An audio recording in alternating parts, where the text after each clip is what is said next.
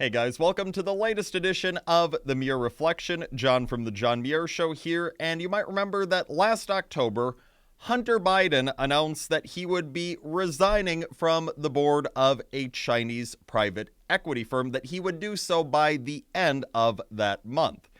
Well, fast forward roughly 6 months, and new reporting from the Daily Caller indicates that Hunter Biden is still listed as holding his position with BHR Partners, that Chinese private equity firm. Now, back when Hunter Biden originally made his announcement, he received a lot of praise from the mainstream media in this country. But at this point, again, 6 months later, we still have no evidence that Hunter Biden actually followed through with what it is he said he was going to do, what it is he was getting praised for announcing.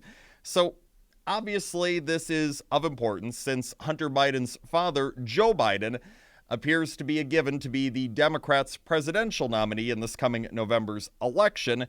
So if Hunter Biden really is going to warrant any credit, well, then he should offer proof that he has resigned from this Chinese private equity firm's board. And if he has not yet resigned, as he stated he would, he certainly should do so.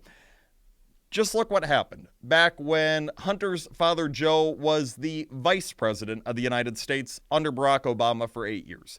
You had Hunter Biden and various other members of that family personally enriching themselves off of Joe Biden's position as vice president of the United States. And where it starts to become really problematic is that you had Joe Biden, when he was the vice president, aiding in the enriching of his son Hunter. You had Joe Biden acting in corrupt, possibly criminal acts when he was vice president of the United States to enrich and shield his son Hunter, who was getting rich through these various deals that he had cut overseas, in some cases at a time where he was traveling aboard official government aircraft with his father, the vice president, Joe Biden. Of course, we know what happened pertaining to Ukraine, not just talking about China, but Ukraine as well, when it came to shielding and enriching Hunter Biden pertaining to his dealings with Burisma, the energy company in Ukraine.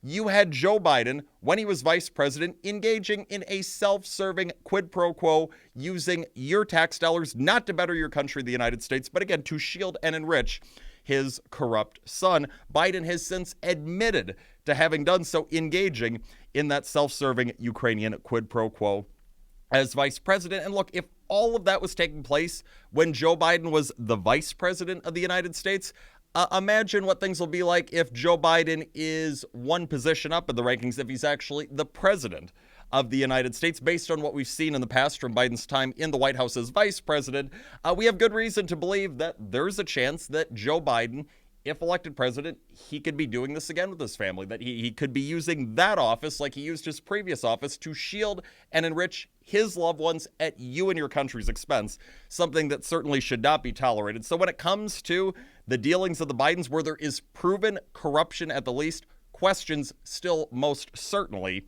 need to be asked, and we should demand legitimate answers from Joe and Hunter Biden. That's all the time that we have for today. The John Muir Show, each and every weekday, 8:40 a.m. on WTAQ, 9 a.m. WSAU and WHBL. Till next time, I'm out.